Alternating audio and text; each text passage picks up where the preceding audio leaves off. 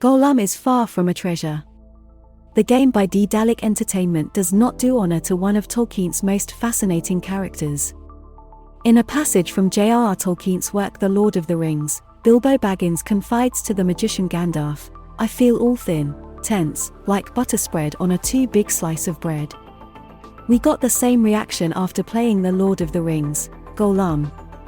Unfortunately, the work has few strengths, which stem primarily from the majesty of the imagery it employs and the expressive force of its protagonist. The ferocity of the fourth bearer of the One Ring has been smeared over an unduly long narrative, forcing the player into antiquated and derivative gameplay. As a result, the game does not honor the fantastic license that supports it, in part due to a very poor technical sector. Smeagol, also known as Trahold, was born as a shy hobbit of the Struroi ethnic group, one of 3 subgroups of the race. Tolkien has meticulously recounted his terrible narrative, beginning with the finding of the One Ring in 2463 of the Third Age, continuing with his subsequent solitude in the Lonely Mountain, and culminating with the birth of Gollum, his second warped and selfish personality.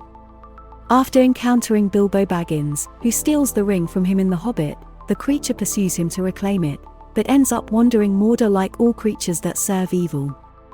What we don't know about are the years Smeagol spends imprisoned by the Eye in the Scorching Zone. Sauron destroys the already frail shattered brain, torturing him with horrible tortures in order to track down what he refers to as stolen treasure. Everything that follows that is known. Smeagol flees Mordor and is apprehended by the elves, who transport him to the city of Thranduil. Gandalf the Grey interrogates him about what he said to Sauron regarding the ring, only learning that the Dark Lord stole the words Baggins and County from his mouth. Lo Struroi, terrified by the orc's tortures, refuses to reveal anything else. Obsessed with the object of his desires, he escapes even Thranduil. Meanwhile, Frodo had left with the Fellowship to reach Mordor and destroy the ring. Traveling through the Moria mines, the developers of Daedalic Entertainment not only narrated various events from the novels and films, but also presented their own unique picture of Moria's incarceration in around 20 hours and 10 chapters. The task was genuinely difficult: how to depict atrocities so heinous that they were unmentionable even to Gandalf. How to tell a story that Tolkien purposefully kept hidden in order to heighten its horror. Unfortunately, what we saw in the game did not live up to our expectations. Furthermore, the narration's requirements do not appear to coincide with the strictly playful ones. There are several instances where Gollum's missions appear to be added more as a filler to increase longevity, rather than revealing themselves to be particularly homogeneous with the unfolding of events.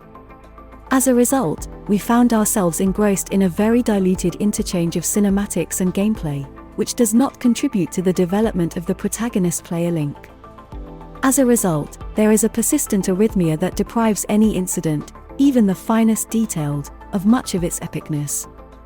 It's a pity that the potential to utilize one of the most intriguing figures in Tolkienian mythology was squandered. Even in the narrative interludes, the 2 characters are trapped in a series of multiple-choice discussions that wind up being almost meaningless. We can choose whether to respond one or the other, but it will have no effect. Only a few sequences, the destiny of a secondary character, and the story's tracks differ somewhat, and only for a brief moment. However, the tale soon returns to its usual path. The characterization of the 2 characters is not always in the spotlight. Smeagol is often overly aggressive and uncompromising in the Daedalic title, whereas Gollum is often less pushy than he should be. In this regard, even without Andy Serkis's famous voice, who played the Struroi in Peter Jackson's trilogy, the team has clearly chosen to ask the replacement voice actor to replicate his interpretation. The end effect is respectable, but not as good as the original. Although the audio sector as a whole is of high quality, the entire audio sector, from dubbing to music, suffers from the same problem. It sounds derivative of that made for film, without ever reaching its level. Even in terms of aesthetics, The Lord of the Rings, Gollum cannot escape comparison to the cinematographic settings and costumes. The authors claim to have worked with Tolkienian academics to create scenes, noises, and characters that were as near to the novels as possible, yet they nevertheless mentioned the feature films. However, there is a major contrast between the pomposity of the construction and the angularity of the visual component, which fails to support the aesthetic direction as it should due to outdated animations and poor textures. Despite this, the overall look is varied and delivers some gratifying and evocative peaks, particularly in the elven woods and the Mordor dungeons illuminated by incandescent lava. The Lord of the Rings, Gollum adheres to the rules of a traditional platformer with significant stealth aspects. In addition to concealing from opponents, we will occasionally have to solve certain random environmental riddles, which will need a little more work than overcoming hostile patrols.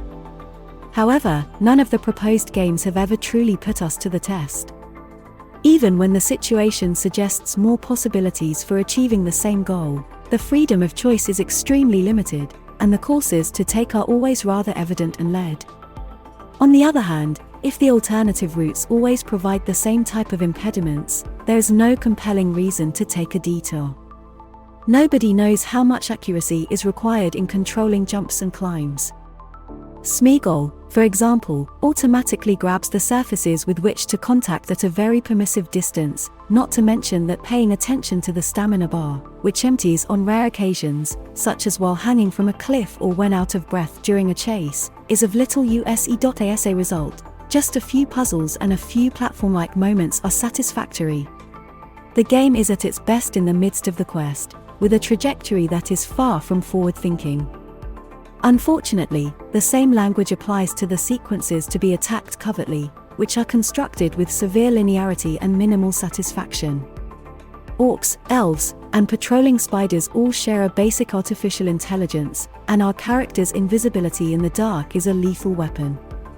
Almost all stealth missions can be completed by running among the opponents, understanding that it is enough to seek refuge at the last time behind a table or in a dark corner to quickly escape. Thus, the desire and necessity to memorize the extremely robotic movement patterns of the orcs and the level design, aspects that should comprise the backbone of a self-respecting stealth game, are missing. Even as the number of options available during the trip grows, the gameplay stays simple and unflickering. Indeed, at some point in the story, we will be able to remotely maneuver some pals to activate otherwise inaccessible switches or to guide them between two distant spots of a level. The system, on the other hand, is slow, unresponsive, and incorrect. 3 words that, sadly, might be used to characterize the entire game experience. Not simply for game design flaws. Even in terms of technology, Gollum suffers.